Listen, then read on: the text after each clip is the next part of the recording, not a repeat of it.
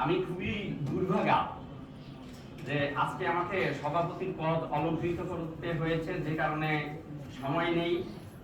অনেক কথা তোমরা শুনেছ, তো আনুষ্ঠানিকভাবে যে বক্তব্য দেওয়ার স্কোপ সেটা আজকে আমি হারিয়েছি বিভিন্ন কারণে। এই ব্যাখ্যা দিতে যাব না, তবে অচিন্ত কুমার স্যার সম্পর্কে এই মুহূর্তে আমি যদি আমার ফিলিংস এক্সপ্রেস করতে যাই তাহলে আমাকে 6 ঘন্টা সময় দিতে হবে, সেই সময় নেই। এখন ফ্লুয়েন্টলি কথা বলতে গেলে বিভিন্ন ধরনের সমস্যা হবে। আমি আশা করি যে সবাই আমাকে ক্ষমা সুন্দর দৃষ্টিতে দেখে আজকের এই সময়টাকে মেনে নিবেন। আমার পরম শ্রদ্ধাভাজন president of India APJ Abdul Kalam, তার একটা উক্তি আমি সবসময় ছাত্রছাত্রীদের কাছে পৌঁছে দেওয়ার চেষ্টা করি। If you like to shine like a sun, burn like a sun. ফিজিক্সের সাথে একেবারেই রিলেটেড। সবাই জানে যে সূর্যের মধ্যে কিভাবে শক্তি উৎপন্ন হয়। APJ Kalam is not a pure scientist, though he is technologist, still he has the inherent knowledge of physics. This is very clear. And extraordinary president of India. আমি এক্স্যাক্টলি ওইভাবে তুলনা করব না। তোমরা যদি এর বাংলা মনে বুঝে থাকো যে তুমি যদি সূর্যের মতো জ্বলজ্বল করতে চাও তাহলে তুমি প্রথমে নিজেকে ওইভাবে বার্ন করো। আমার মনে হয় অনেকটাই অচিন্ত কুমার বালা স্যারকে আমি এইরকম একটা লেভেলে তুলনা করতে পারি, সেটা কোনো অত্যুক্তি হবে না।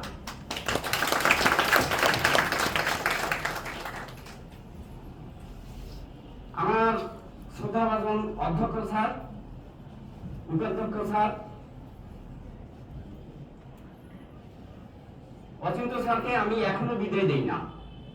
আমি বিদায়ী শব্দটাই ব্যবহার করব না। আমার পদার্থবিজ্ঞান বিভাগের শিক্ষক প্রফেসর অচিন্ত কুমার বালা, সম্মানিত শিক্ষক বৃন্দ, আমার প্রিয় ছাত্রছাত্রী বৃন্দ এবং সুধীজন, সবাইকে আন্তরিক অভিনন্দন।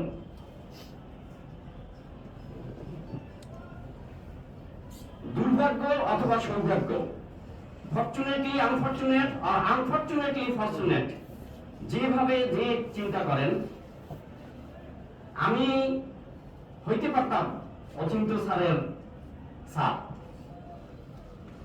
এখন এমন একটি বিষয় বলবো, আমার ছাত্রছাত্রীরা যেন বিষয়টাকে ফান না মনে করে।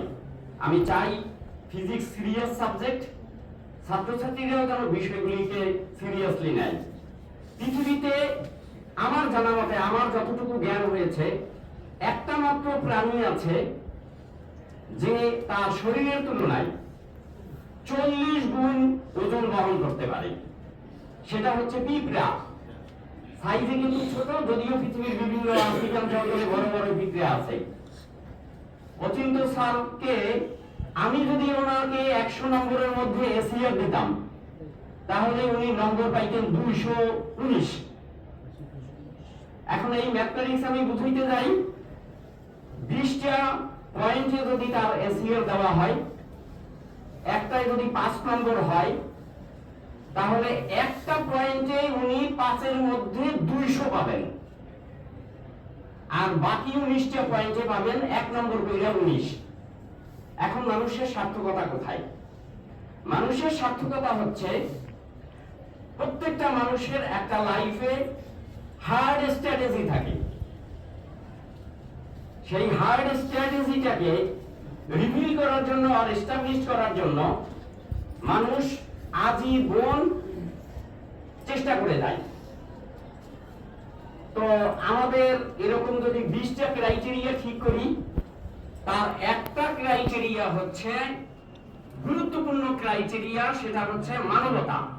এই ক্রাইটেরিয়াতে অচিন্ত্য কুমার বালা স্যারকে আমি 5-এর মধ্যে 200 দিব। 200। আর বাকি যে ক্রাইটেরিয়া 19টা আছে, ওই 19টাতে উনি পাবেন 1-1-1, 19 নম্বরের মধ্যে। এখন এর মানে এই নয় যে উনি ফেল। 100-র মধ্যে কেউ কি 219 নম্বর দেওয়ার সাহস রাখে? এরকম টিচার পৃথিবীতে আছে কিনা, অথবা এরকম অ্যাবনর্মাল পাগল আছে কিনা তোমরা খুঁজে বের করো। আমি চাই আমার ছাত্রছাত্রীরা এত বড় একটা অনুষ্ঠান করে এটার থেকে শুধুমাত্র স্যারের প্রতি ভালোবাসা, শ্রদ্ধা, এগুলির আমি ডেফিনেশন কি রবীন্দ্রনাথের মতো করে দিব? রবীন্দ্রনাথ বলছে, তুমি যাকে ভালোবাসো তার প্রমাণ দেওয়ার পথ হচ্ছে তুমি তাকে ফলো করো এবং তার যে আদর্শ আছে সেটা তুমি তোমার লাইফে ইমপ্লিমেন্ট করো। তো এইখানে যারা ছাত্রছাত্রীরা বসে আছো, আমি তোমাদেরকে অনুরোধ করব, তোমরা এখানে যারা মাস্টার্স 4th ইয়ার পাস করে যাচ্ছ এবং ভবিষ্যতে তোমরা যারা 1st ইয়ার থেকে 4th ইয়ার পাস করে গিয়ে দেশের বিভিন্ন চেয়ারে বসবা, ওই রাজনৈতিক নেতৃবৃন্দের মতো শুধু বুলিয়া ওড়াবা না। I want work, work and work. কেউ অফিসে বসে অফিস ফাঁকি দিবা, আসবা দেরিতে, যাবাদের আগে, এবং দেশের সরকারের পয়সা নিবা। এই দেশটা গরিব মানুষের টাকা দিয়ে তৈরি। আমি যা বলি এইরকম স্টেট ক্রাফট কথাবার্তা বলার চেষ্টা করি। প্রিয় ছাত্রছাত্রী বৃন্দ, অচিন্ত্য স্যারকে এইরকম শুধুমাত্র ফুলের তোড়া, অমুক গিফট, আমাদেরকে তেলবাজির মতো কথাবার্তা বলা, এইগুলো কিন্তু ফিজিক্সের ছাত্রদের বৈশিষ্ট্য হয় না। আমি আজকে তোমাদেরকে কোনোদিনই এইভাবে মানে সমাবেশে আমি বক্তব্য দেওয়ার কোনো সুযোগ পাই নাই। আমি ঢাকা বিশ্ববিদ্যালয়ের ফিজিক্স ডিপার্টমেন্টের 1926 খ্রিস্টাব্দের ভাঙা চেয়ারে থেকে প্রফেসর S.N. সত্যেন বোস, আমি এই সত্যেন বোসের লাইফ হিস্ট্রি থেকে একটা মেসেজ তোমাদেরকে পৌঁছে দেই। সেই মেসেজটা হচ্ছে, উনি ছিলেন বেসিক্যালি কাজের পাগল। রাত্র 8:30 বাজে, সেই সময় S.N. বোস তার টেবিলে বসে কি অঙ্ক করতেছিলেন এবং ওইটা ছিলেন, ওই বিষয়টা ছিল, এটা বন্ধ করে দাও। তো তিনি যখন কাজ করতেছিলেন,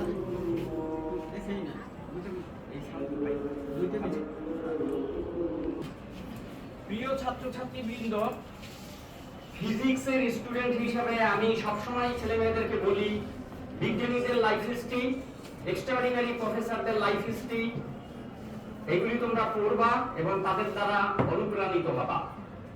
সমস্ত পৃথিবীতে এখন সিরিয়াস ক্রাইসিস হচ্ছে মানবতার অভাব, এবং সেই জায়গা থেকে রাষ্ট্রে রাষ্ট্রে, জাতিতে জাতিতে যুদ্ধ। আমরা এর থেকে ফিজিক্সের লোকজন বেরিয়ে যেতে চাই। তোমরা নিশ্চয়ই জানো, ফিজিক্সের লোক শান্তিতে নোবেল পুরস্কার পাওয়া আছে। ফিজিক্সের লোকের বাপ এবং ছেলে দুইজন নোবেল পুরস্কার পাওয়া আছে। ফিজিক্স কি জিনিস এ সম্পর্কে একটু জানার চেষ্টা করো। অচিন্ত্য স্যারের রিপন নামে যে ছাত্র, তার কথা যেদিন স্যার অত্যন্ত আনন্দের সাথে আমাকে জানাইছে, এর পরের দিন আমি বরিশালে বাসায় যাই। আমার বাসায় এখানে নেট নাই। আমি স্যারের ছাত্র সুপারভাইজারের নাম লিখে দিয়ে গেছি এবং ওই ছাত্রকে, আরেক ছাত্রকে এখানকার, আমি তাকে ফোন করে বলছি, তুমি এই ছাত্রর এই পিএইচডির থিসিস ডাউনলোড করে আমার মোবাইলে পাঠিয়ে দাও। আমি ওই দিনই বাসায় গিয়ে একেবারে ড্রেস চেঞ্জ করার পরে সর্বপ্রথম আমি কম্পিউটারে বসে আমি সেই থিসিসের সুপারভাইজারকে খুঁজে বের করেছি। এই রিপনের যিনি সুপারভাইজার, উনি ওয়ার্ল্ডের 20 স্পেশাল সায়েন্টিস্টের মধ্যে একজন। আমি তার লাইফ হিস্ট্রি পড়েছি এবং তার লিঙ্কেজ পড়েছি। আমি তোমাদেরকে বলি, বাবা, পড়াশোনার চেয়ে বড় কোনো বন্ধু, জ্ঞানের চেয়ে বন্ধু পৃথিবীতে যাদেরকে তোমরা বন্ধু ভাবো, বান্ধবী ভাবো, যে তুমি বিপদের সময় বন্ধু নো, ওই সময় পর্যন্ত জ্ঞানই হচ্ছে তোমার বন্ধু।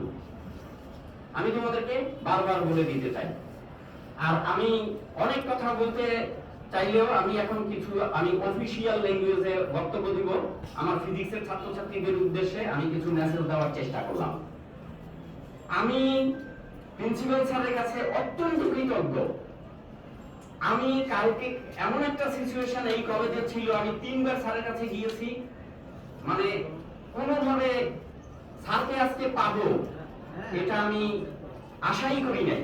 আমি অন্তরের অন্তঃস্থল থেকে স্যারকে ধন্যবাদ জানাই যে এই মহা ব্যস্ততার মধ্যেও স্যার আমাদের মাঝে এত লম্বা সময় বসে আছেন।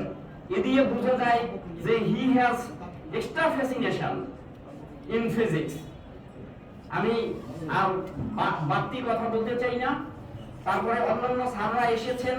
আমি যে কোনো দায়িত্বপ্রাপ্ত হলে কিন্তু আমি ভীষণ টেন্স থাকি। আমি কালকে পর্যন্ত কাটে না সময় যখন আর কিছুতে এটা 7:45 পর্যন্ত সাকিব আমার কাছে এই গানের পারমিশনটা চেয়েছিল, আমি সেই পারমিশনটা কালকে পর্যন্ত দেইনি। আমাদের যে রবীন্দ্রসঙ্গীত গায়ক তাকে আমি ফোন করে বলেছি তুমি এই গান গাইবা এবং এইখানে ব্যাকগ্রাউন্ডে কি মিউজিক দিতে হবে আমি কালকে 7:45 সময় বাসায় গিয়েছি। যে ছাত্রছাত্রীদের সাথে আমাদের ডিপার্টমেন্টের অনুষ্ঠান এবং এটাকে অবশ্যই অর্থবহ করতে হবে। ফিজিক্সের ছেলেমেয়েরা রাস্তায় হাঁটলে পর্যন্ত যেন অন্যরা বলতে পারে এটা ফিজিক্স পড়া ছেলে মেয়ে। আমি স্পষ্ট বলতে চাই। কাজেই প্রোডাকশন কি তা দেখে যেন বুঝতে পারে খুঁজে। ও আমি সপ্তম বর্ষের কথা বলতে ভুলে গেছি যে তোমাদের ফিজিক্সের এই বিষয়ে আমি বিশেষভাবে অনুরোধ করব। আমি আশা করি ফিজিক্সের সাথে ফিজিক্স ডিপার্টমেন্টের শিক্ষকদের সাথে বর্তমান প্রিন্সিপাল স্যার যতদিন আছেন ততদিন পর্যন্ত যেন কোনোভাবে লিঙ্কেজ হারা না হয়। আমি যদি কোনো ভুলও করি এখানে থেকে আমি আশা করি বর্তমান প্রিন্সিপাল স্যার এই দেশের সাথে আমার ফিজিক্সের ছাত্রছাত্রীদের সাথে আমার মতো একজন কাঠখোট্টা ফিজিক্সের লোকজনের মানে হেডের সাথে সম্পর্কটা যেন নষ্ট না করেন। আমি অনুরোধ করব, স্বনির্বন্ধ অনুরোধ। প্রিয় ছাত্রছাত্রীবৃন্দ, সপ্তম বর্ষের ছাত্র হওয়ার জন্য ইরশাদের কৃষিমন্ত্রী মেজর জেনারেল মজিদুল হকের wife Ayesha Akhtar Munim, professor doctor Ayesha Akhtar মুনিমের মামা ক্যালকাটা থেকে ঢাকা ইউনিভার্সিটির ফিজিক্স ডিপার্টমেন্টে ভর্তি হয়েছে শুধু এসএম বর্ষের ছাত্র হওয়ার জন্য। আমি সেই ডিপার্টমেন্ট থেকে পড়ে আসছি, কিন্তু আমি অত্যন্ত দুঃখিত। আমি গরিব পরিবারের ছেলে, টিউশনি করতে করতে আমি ফিজিক্সের পড়াও শিখতে পারি নাই। ভাবছিলাম শিক্ষকতা জীবনে ফিজিক্স শিখবো, সেটাও আমার স্বপ্ন পূরণ হয় নাই। ফিজিক্স নিয়ে আমার যে চিন্তা ভাবনা তার কানাকড়ি পর্যন্ত আমার স্বপ্ন পূরণ হয় নাই। আমি এখনো স্বপ্ন নিয়েই বেঁচে আছি। কালকে রাত্রে টেনশনে আমার ঘুম হয় নাই, আজকের অনুষ্ঠানটা সাকসেসফুল হবে কিনা, আমার প্রিন্সিপাল স্যার থাকবে কিনা, প্রিন্সিপাল স্যার না থাকলে এই অনুষ্ঠানের যে ভাবগাম্ভীর্য এবং ওয়েট সেটা নষ্ট হয়ে যাবে। আমি খুবই টেন্স এবং আমি একটা জিনিস তোমরা দেখবা, আমি দায়িত্বপ্রাপ্ত হইলে সেটা নিয়ে প্রচন্ড ভাবে আমি চাই এক্সট্রিম লেভেলের কিছু সেখানে করা। কাজে প্রিয় ছাত্রছাত্রীবৃন্দ, আমরা সব সময় শিখবো। আমি প্রতিদিন শিখি, প্রতিদিন শিখি। আমি মানবতার যে জায়গাটার কথা বলছিলাম, আমি 2 জায়গা থেকে মানবতা এবং কেন আমি অচিন্ত স্যারকে 5-এর ভিতরে 200 দিব, আমি সেই বিষয়টা এই কলেজে আসার আগেই উনি যে মানবতাবাদী লোক এটা আমি এমএম কলেজে থাকতে জানি, আমি নাজিমউদ্দিন কলেজে থাকতে জানি। যখন আমি ফোন করি অমুকে মারা গেছে, তার বাড়িতে যাইতে হবে, অমুকে অসুস্থ, হাসপাতালে যাইতে হবে, অমুকে এই হইছে, অমুক জায়গায় যাইতে হবে, বাবা এই প্রেজেন্ট ডেতে পৃথিবীর প্রত্যেকটা মানুষ হচ্ছে হিজ হুজুর, আমি আমার, ইভেন বউ ছেলে মেয়েও না, ঠিক আছে? কিন্তু এই যুগে নিজের খেয়ে পরের বোনের মোশতারাই এরকম মানুষজন তোমরা পাবা না। এই আজব প্রকৃতির লোক হচ্ছে আমাদের অচিন্ত কুমার বালা sir. Count Leo Tolstoy, Russian writer, extraordinary লোক, প্রচুর অর্থ সম্পদের মালিক। তোমরা তার লাইফ হিস্ট্রি পড়বা, how he became count and why he is famous. বিশ্বের এক্সট্রাঅর্ডিনারি মানবতাবাদী লোক, অত্যন্ত সাদাসিধা জীবনযাপন করতেন এবং কাপড় চোপড়ে খুব সাদাসিধা। তার সংসারে কিন্তু অভাব ছিল না, প্রচুর ছিল। দিল্লির বাদশা নাসিরউদ্দিন, উনি টুপি সেলাই করে যে অর্থ উপার্জন করতেন তাই দিয়ে তিনি তার সংসার চালাইতেন। আজকে এই সমস্ত মানুষজনদেরকে গুরুত্ব দিতে না পারলে তুমি আমি কখনোই মানুষ হইতে পারবো না বাবা। আমি কিন্তু প্রচন্ড কঠোর লোক, অচিন্ত স্যারের চাইতেও কিন্তু বাজে বাজে কথা আমি ছেলে মেয়েদেরকে বলি, কারণ আমার কিন্তু সবসময় মিলিটারি মেজাজ, এখনো আর্মিদের মতো প্যাটার্ন। এতে তোমরা অসন্তুষ্ট হবে না। আমাদের সুব্রত স্যার একেবারে সঠিক একটা মন্তব্য করেছেন অচিন্ত স্যার সম্পর্কে, যে বাইরে আর ভিতরে এ হচ্ছে আকাশ পাতাল পার্থক্য। কাজেই আমি যখন চেয়ারে থাকবো আমার ছাত্রছাত্রীর ভালোর জন্য আমাকে করা হইতেই হবে, কিন্তু তোমরা কখনো আমাদের সফট কর্নারের সুবিধা নেওয়ার চেষ্টা করবা না। আমি বললাম তাহলে আমার দেশ ক্ষতিগ্রস্ত হবে। প্রিয় ছাত্রছাত্রীবৃন্দ, আমি জানি তোমরা ধৈর্যহারা হয়ে যাচ্ছ, কিন্তু আজ আমার কথা বলার অনেক সৌভাগ্য হয়েছে। পিঠা উৎসবে শুধু পিঠাই খেয়েছি, ছাত্রছাত্রীদের কাছে আমাদের মেসেজ পৌঁছে দেওয়া দরকার। আমি একেবারে আমার মনে হয় এই 2 বছর 5 মাস বঙ্গবন্ধু কলেজে আমি একদম মানে জিরো হিসাবে এখানে আছি। আমার কোনো অবদান এই ফিজিক্স ডিপার্টমেন্টের ছাত্রছাত্রীদের জন্য নাই। এর জন্য আমি ছাত্রছাত্রীদের কাছে করজোড়ে ক্ষমা চেয়ে নিচ্ছি যে আমি তোমাদের জন্য কিছুই করতে পারিনি। এটা একদিক। সামনের দিনে কি হবে সেটাও বলা যাচ্ছে না, আমাদের ব্যাপক সীমাবদ্ধতা রয়েছে। আমি বিশেষভাবে তোমাদেরকে এই বিষয়টা আবার ফিজিক্সের লোকের মধ্যে নিয়ে যাই। সত্যেন ঘোষকে বলি, সত্যেন ঘোষ কোন টাইপের লোক? রাত 8:30টার সময় ঝড় আসছে, সেই সময় তিনি ম্যাথমেটিক্সের ক্যালকুলেশন করতেছিলেন। তখন একজন পিয়ন স্যারের সত্যেন ঘোষের দরজার কাছে দাঁড়িয়েছিলেন।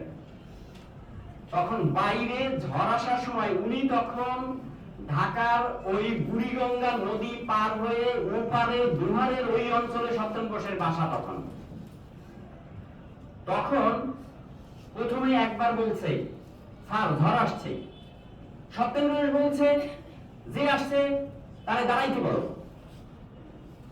এরপরে আবার বলছে স্যার ঝড় আসছে, সত্যেন ঘোষ বলতেছে আমি বললাম তো একটু অপেক্ষা করতে বলো।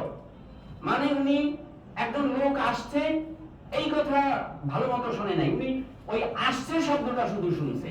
কে আসছে ঘোড়ার ডিমের পাগলের কোনো খবর নাই, বুঝতে পারছো? তৃতীয়বার যখন জিজ্ঞেস করছে, বলে সত্যেন ঘোষ বলছে ওনাকে চলে যেতে বলো।